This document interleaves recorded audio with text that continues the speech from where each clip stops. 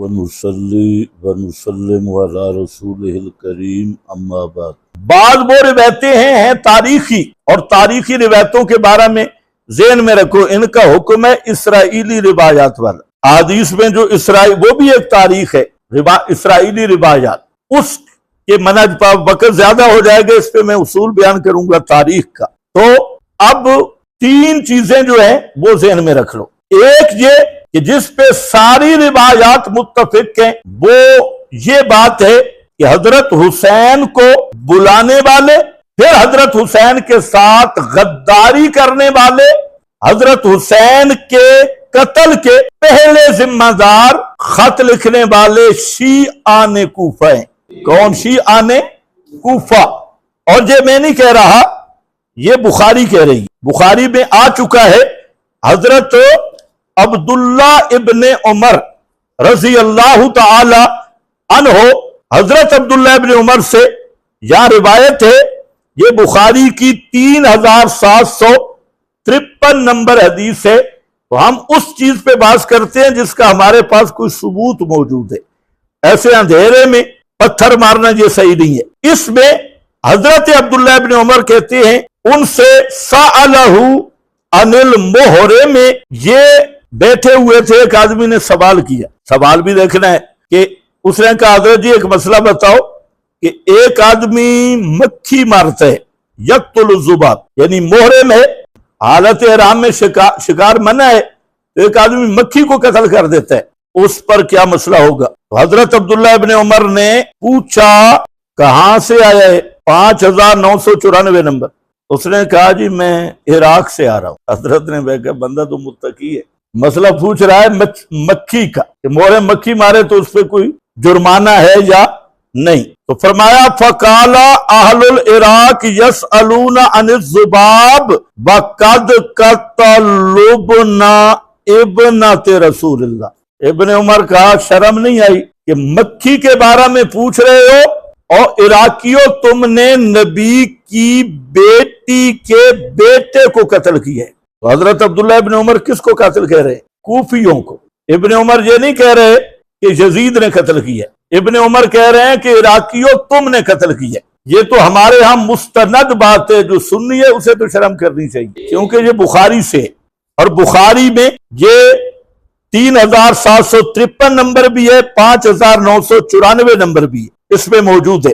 وقال النبی، اگلی بات بھی سننے والی ہے، فرمایا ظالمو تم نے نبی کے نواسے کو قتل کیا، اس وقت تمہارے دل نہیں ڈرے، ابھی مکھی کے قتل پہ ڈر رہے ہو، اور تمہیں پتہ ہے کہ کون ہے نبی کا نواسا؟ وقال النبی ہما ریحانتا من الدنیا، کہ حسن اور حسین یہ میرے دنیا کے دو پھول ہیں، تو تم نے ان پھولوں کو مسل دیا، شرم نہیں آئی؟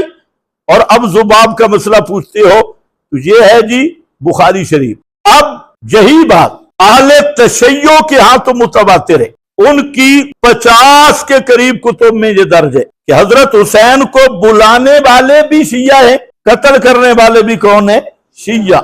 اور شیعہ سے مراد وہی عبداللہ ابن سبا والی پارٹی، وہی انہوں نے کام کیا۔ یہ میرے پاس شیعہ کی کتاب ہے بہار الانوار، یہ 110 جلدوں میں ملا باقر مجلسی کی، اس کے صفحہ نمبر 112 سے آگے چلا گیا 115 تک، اور جلد نمبر اس کی 45 ہے۔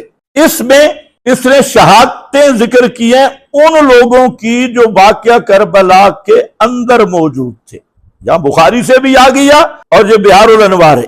اس میں پہلا بیان ہے ام کلثوم بنت علی کا، دوسرا بیان ہے حضرت زینب حضرت حسین کی بہن حضرت علی کی بیٹی، اور تیسرا بیان ہے زین العابدین کا۔ یہ تینوں بیان یہاں موجود ہیں، مفصل تقریریں، اور یہ تینوں کہہ رہے ہیں کہ ہمیں بلانے والے بھی شیعہ اور قتل کرنے والے بھی شیعہ، کتاب بھی شیعہ۔ مسلم نہیں پڑھ رہا، یہ مسلم ہے ہی نہیں، مسلم پڑھ بھی نہیں رہا، یہ مسلم ہے بھی نہیں، یہ بہار الانوار ہے، اس میں موجود ہے۔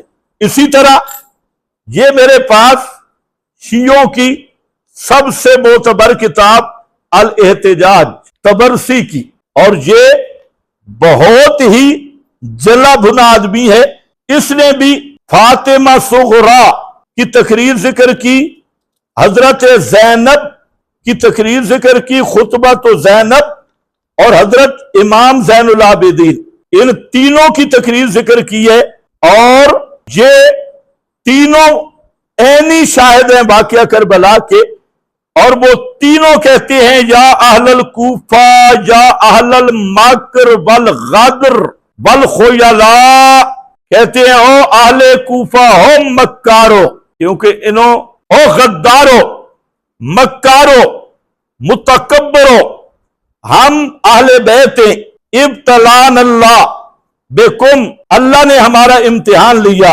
اور تم بے ایمانوں نے ہم سے غداری کی، اور کیا کیا؟ کذبتمونا وکفرتمونا کفرتمونا ورأیتم قتالنا حلالا واموالنا نہبا، فرماتے ہیں کہ تم وہ بے ایمان ہو جنہوں نے ہمیں بلایا، پھر ہماری تکذیب کی، پھر ہمیں کافر قرار دیا، ورأیتم قتالنا، اور تم نے ہمارے قتال کو حلال سمجھا، اور تم نے ہمارے ساتھ لڑائی کو جائز سمجھا۔ یہ حضرت فاطمہ کا بیان ہے جو وہاں کربلا میں موجود تھی۔ اسی طرح حضرت زینب کا خطبہ صفحہ نمبر 350 پہ ہے، اور یہ صفحہ نمبر 349 پہ حضرت فاطمہ کا، اور حضرت زینب کا بھی یہی خطبہ ہے، بہت لمبا، اس کا میں بتا دیتا ہوں، ترجمہ بھی شیعوں سے بتا دیتا ہوں۔ اور پھر امام زین العابدین، ان کا بیان بھی یہاں موجود ہے کہ انہوں نے بھی یہی فرمایا کہ ہمیں بلانے والے بھی تم، خط لکھنے والے بھی تم، اور ہمیں قتل کرنے والے بھی تم۔ تو پہلے قاتلین، اصل مجرم وہ یہی سبائی پارٹی ہے اور یہی شیعہ ہیں، اور انہوں نے اسی وقت پھر ماتم بھی شروع کر دیا۔ ان کا اصل مقصد جو فساد تھا اس میں وہ کامیاب ہو گئے، حضرت حسین کو بلایا، شہید کیا، اور پھر رونا بھی شروع کر دیا۔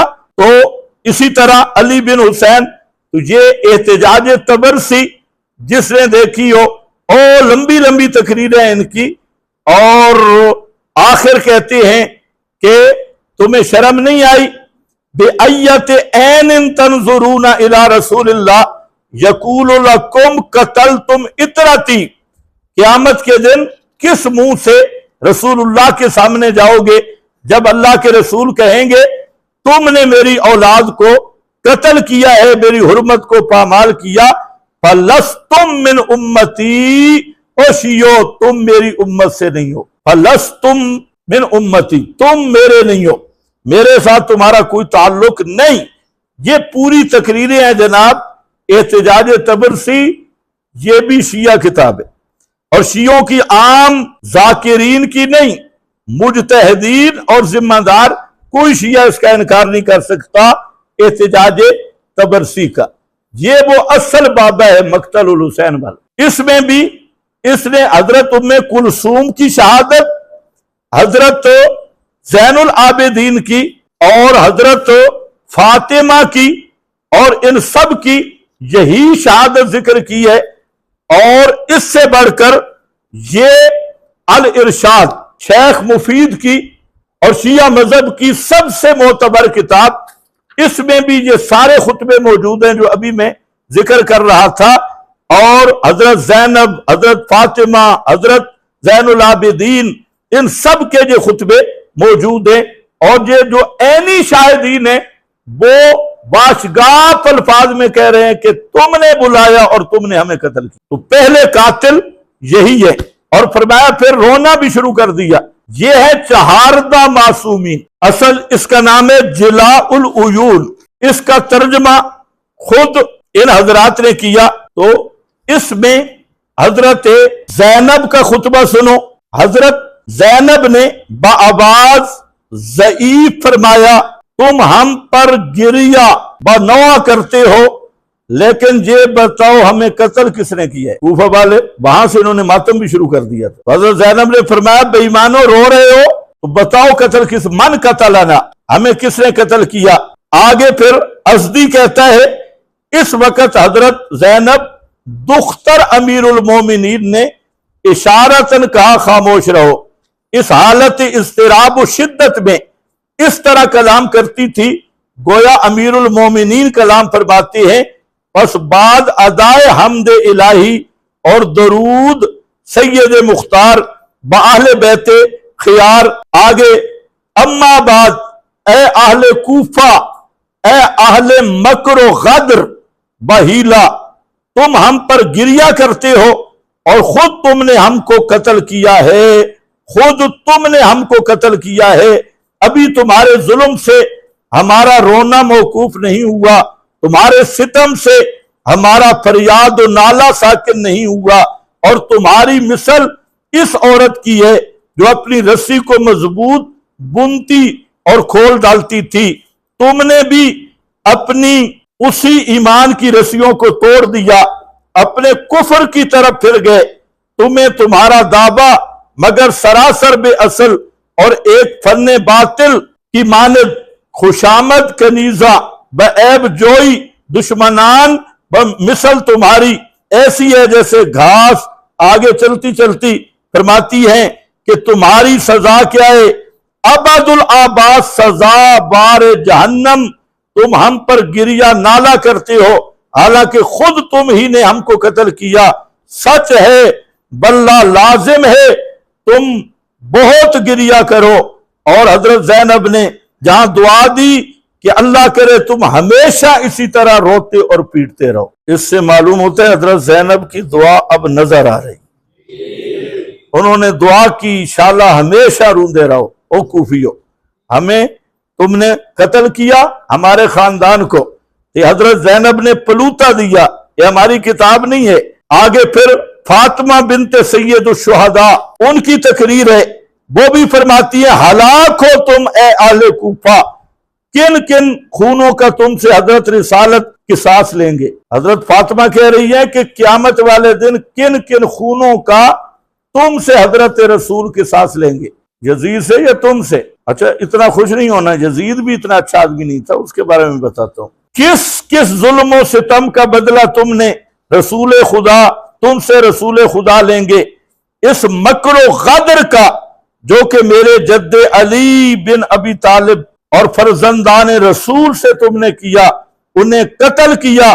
तुम में से फखर करने वाले फखर किया कि मैंने अली और फरजंदान अली को हिंदी तलवारों से कत्ल किया और इनकी औरतों को असीर किया। ये लंबी तकरीर है, इससे भी